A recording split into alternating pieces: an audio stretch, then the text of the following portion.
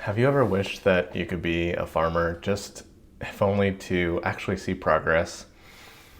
A farmer, obviously, grueling, hot sun, lots of work, physical labor, but really at least they get to see some seedlings pop up in that dirt. And yeah, stuff attacks it, and you've got to spray pesticide and protect it and fertilize it and more hard work and de-weeding and all of that. But in the end, they actually see ripe tomatoes coming out of their crops, and they get to see strawberries turn bright red and pick it off, and they get to eat it, and they get to think to themselves like, this was my doing.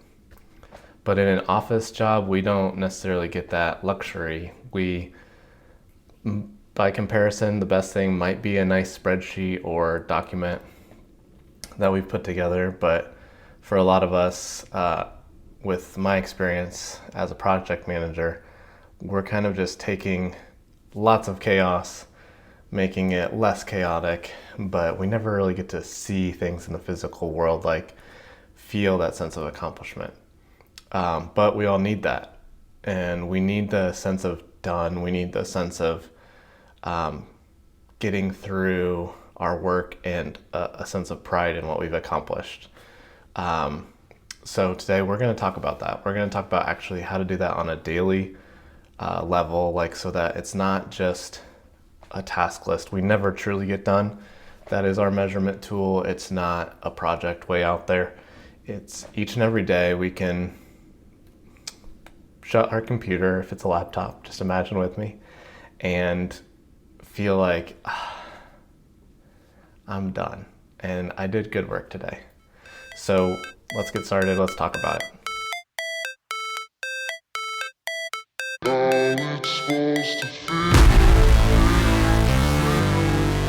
All right, welcome to the Time Smith podcast, where I teach you how to take the chaos of your office job and control it just with a daily routine, so you get a lot more done in a lot less time with a lot less stress. It really is as easy as that. Just use my power routine framework to take back your time, know what to do next, and get clarity. If you want to get back 2 hours a day starting tomorrow, simply download my free guide to the power routine at timesmith.work/guide. That's my free gift to you guys today. All right, so first let's start with the fact that work is supposed to be a big part of our lives and really meaningful. There's a guy named King Solomon, you might know him. He wrote some of the books of the Bible, including Proverbs. It's like 30 or 31 or something chapters of just straight like wisdom over and over and over again. He also wrote a book called Ecclesiastes, where he kind of just toyed with the idea of life. Like, what is life? What is it? What's the purpose? Like, where can we find? And really the core like theme or motif was probably like, what is this elusive joy that we're all after, and how can we find it? King Solomon was super successful. In today's money, he had $2 trillion, so he put the men's richest world and the men to shame. He had all the other nations like subjected to him, so they were giving him tribute left and right. The biggest and best rulers of their day were coming to him for advice over and over, and just his wisdom like wowed the entire world. Like, this was the guy of guys. Like, he was the smartest, the biggest. He was more than anything like Steve Jobs or Elon Musk of our day and age. He was a ruler. He was the biggest. He was the president of the United States, and Elon Musk and Steve Jobs or whatever like rolled into one, and better and more successful and wiser than all of those.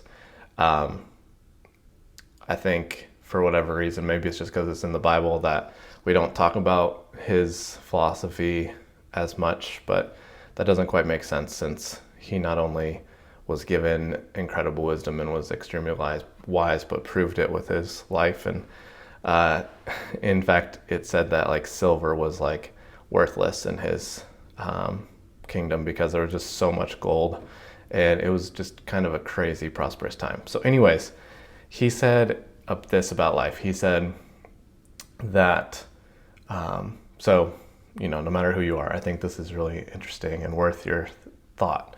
He said that there's nothing better than for man to eat, to enjoy eating, drinking, just enjoy those, obviously not drinking in excess, but just enjoying like those aspects of life. But then he says this as well. He says, I saw that there is nothing better than that a man should rejoice in his work, for that is his lot. So he has a lot of ideas like, well, you don't really know what your work is going to do. When you die, you don't know who's going to take it and who's going to, if how well they're going to do with it. You don't really have any guarantees with your legacy or anything. And so he concludes with this idea, that there is nothing better than a man should rejoice in his work. So think about that. If we want to apply that to ourselves, how often do we rejoice in our work? I think this is something that we can do every day, throughout the day, if we're like really good at it and pros at it and just thankful for what we get to do, whether it's our ideal job or not. But I think that that's a challenge to us, just to think this is worth our time and our understanding and our thinking, and just like mulling it over in our own minds. What does it look like to rejoice in our work? If that's our lot, if that's like potentially the supreme like gift from God to us, is enjoying our work. And not that work is evil, not just shooting for retirement one day, but today, enjoying and rejoicing in your work. What does that look like? Like I said in the introduction, farmers can see their crops coming up, or a construction worker can see the building being built. A dentist can see plaque being removed and clean teeth, or a dental hygienist.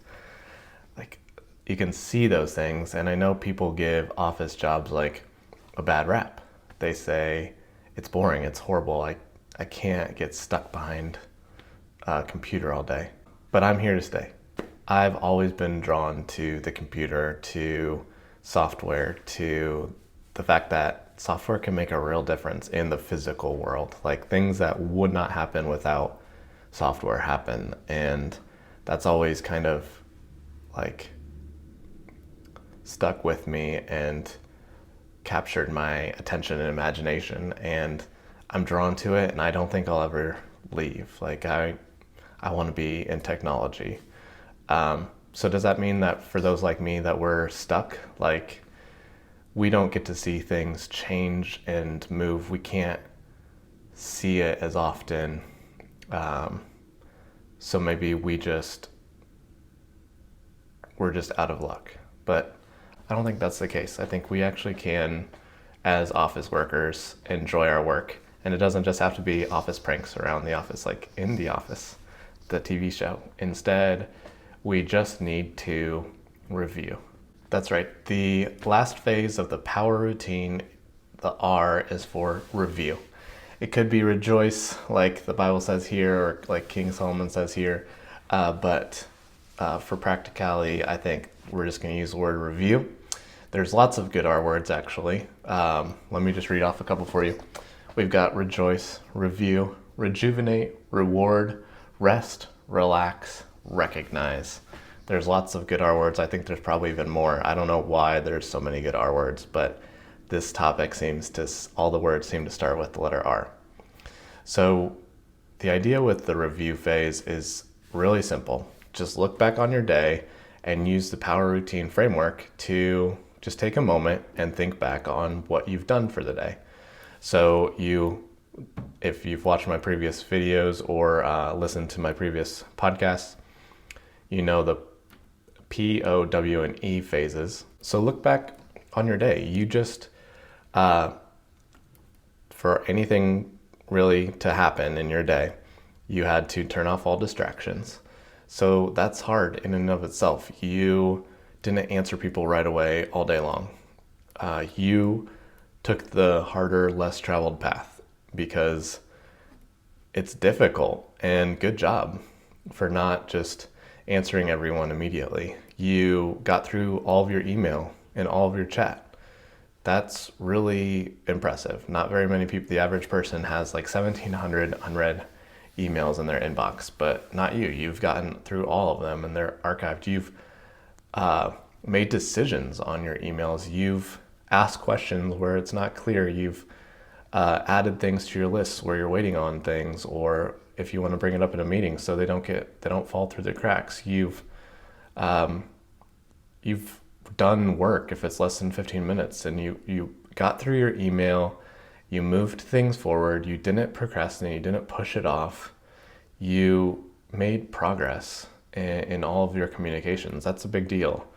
Like, think about that. That's good. For the O phase, if it's Tuesday or Thursday, you've looked through your waiting stuff, you've followed up on what you could, and you've made progress in those things so they don't fall through the cracks. And so people and projects are helped move forward. You've done one main thing a day. Obviously, the work phase, you want to get that one task done that takes you 15 minutes or more. And so what was that task and how far did you get through it? I'm reminded again of another spot in the Bible where it says that God, every day he made something, but then he looked back at it. So like, say he made the moon and the stars or something. It says, and he saw that it was good. He looked back, and we should do the same. We should see that it was good. Today, my one big task was getting through a huge security clearance form, texting with tons of different people to get all their information so they could be references and that sort of thing. It's something that in the past would have taken me a week, and I got through the entire thing today, which felt great, and I was able to get exercise in to go on a run. So I was able to think that's good that I got through that. That's helpful. It provides clearance for me to continue to help with my customers. It helps with the people that are doing that. They don't have to worry about me not hitting a deadline and asking a bunch of questions and things.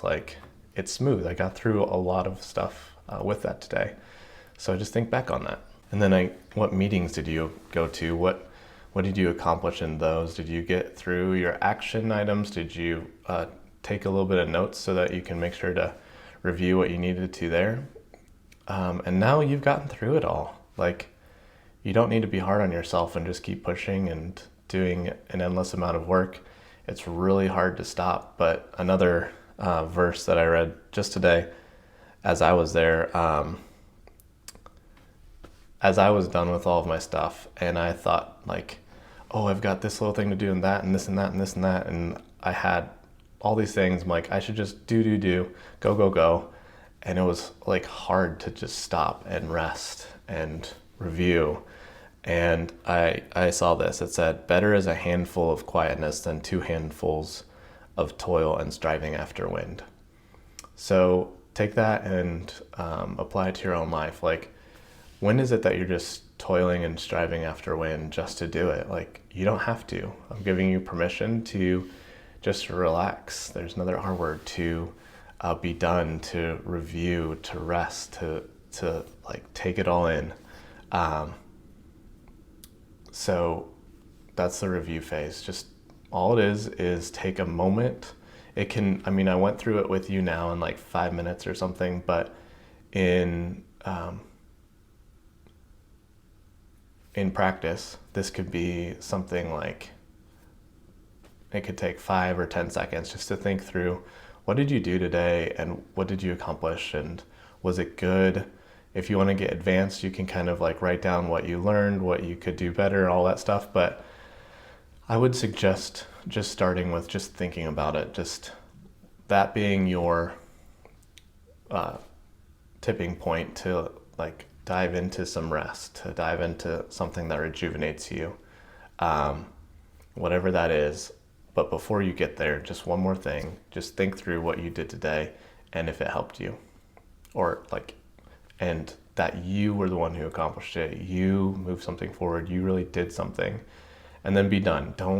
It's not about all the tasks, it's about just getting through your daily routine, and then you can feel done and accomplished. All right, so here's your assignment. Every day for the next week, make sure that you don't skip this step, and if it's helpful, just write down one thing that you accomplished today, and feel like you've done it and that you're done with it. All right, so that is the review phase. It's the secret kind of thing you need to transition into rest, something that rejuvenates you. I'm sure I'll have future podcasts on what to do once you're done with your power routine. But this is the part where you really need to stop, think back, and be done with the hustle. Just recognize that what you've accomplished, so that you can really take advantage of the one gift God has given us, one of the main gifts, which is our work, to just rejoice in it and enjoy it. Don't forget that free guide that I'm offering. It's as a gift to you. It's at timesmith.work/guide. And it's just 2 pages that'll help you with exactly what to do for the power routine and help you get through email and chat quickly with the checklist on how to get through those things, and a little guide on the 3 lists you need to stay organized. So it's kind of a step-by-step in that sense. So until next time, see you next week, and thank you for listening.